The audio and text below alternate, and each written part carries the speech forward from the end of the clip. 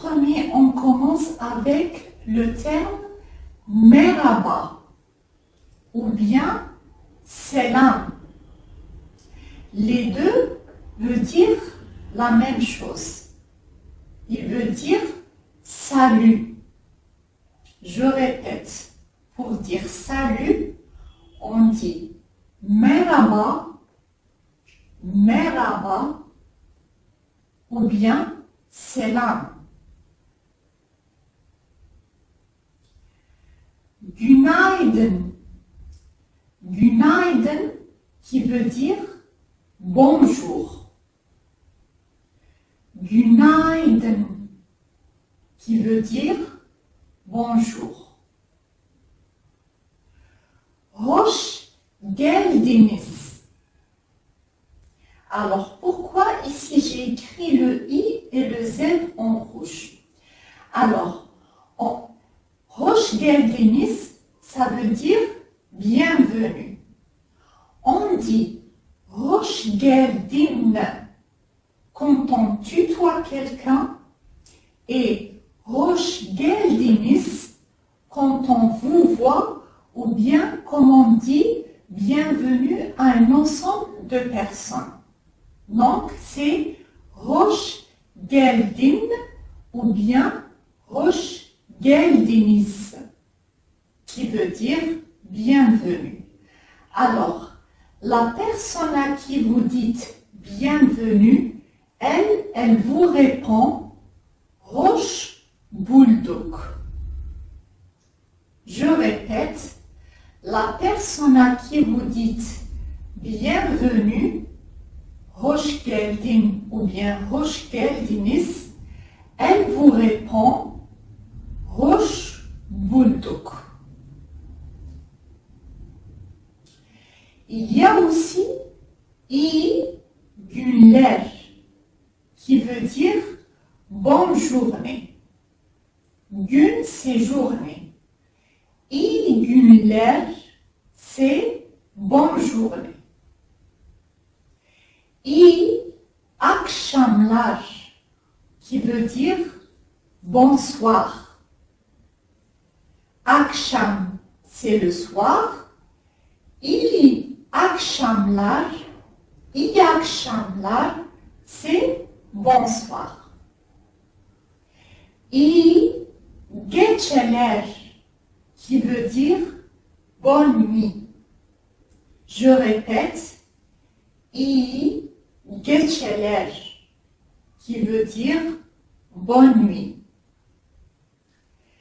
İyi hafta sonları qui veut dire bon week-end ou bien bonne fin de semaine. Je répète, iyi hafta sonları qui veut dire bonne fin de semaine ou bien bon week-end. Kendine iyi bak, c'est-à-dire prends soin de toi. Quand quelqu'un s'en va, par exemple, vous lui dites kendine iyi bak, c'est-à-dire prends soin de toi. Pardon. Kendine iyi bak, c'est prends soin de toi. On passe maintenant à un terme qui peut apparaître un petit peu compliqué pour le prononcer, mais il faut juste le prononcer plusieurs fois, le répéter encore et encore pour que ça soit gravé dans votre mémoire. Ça s'agit du terme Allah ısmarladık. Je répète, Allah ısmarladık. Alors, ce terme veut dire au revoir. En gros, il veut dire au revoir. Mais il a une signification derrière. Alors, Allah ısmarladık, vous le dites à une personne comme si vous lui dites que Dieu vous protège ou bien que Dieu soit avec vous. Ça veut dire au revoir, bien sûr. Vous sous-entendez que Dieu soit avec vous, que Dieu vous protège. Allah ismalladık. C'est ça le terme, que Dieu soit avec vous, que Dieu vous protège.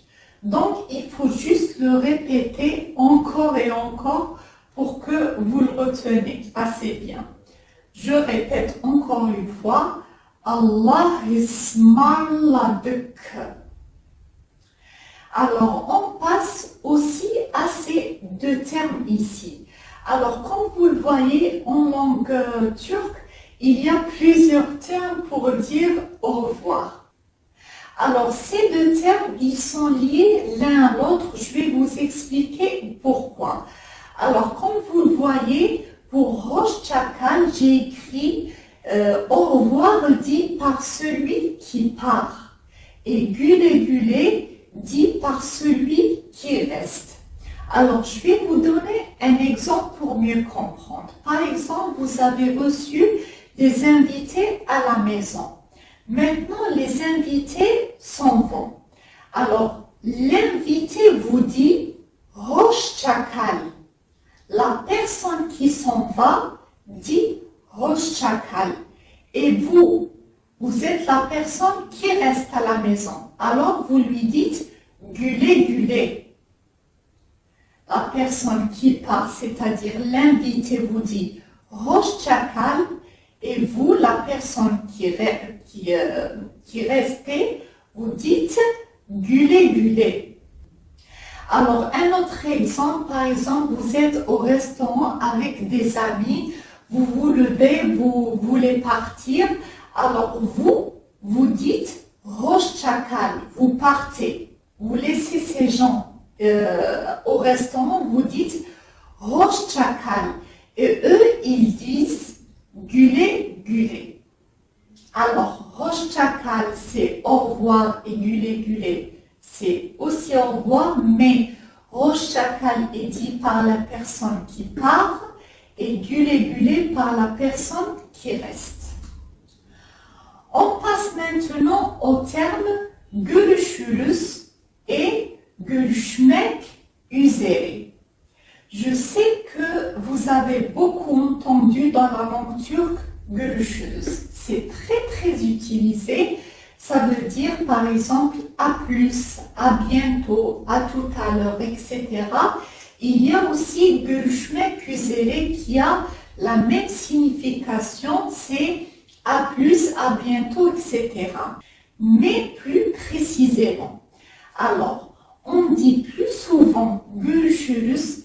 Par exemple, quand vous savez que vous allez revoir cette personne au courant de la journée ou bien après quelques heures, par exemple, vous lui dites « görüşürüz ». Et vous dites « görüşmek üzere » quand vous savez que vous n'allez pas revoir cette personne qu'après quelques jours ou bien quelques mois, par exemple. C'est-à-dire « görüşmek üzere ».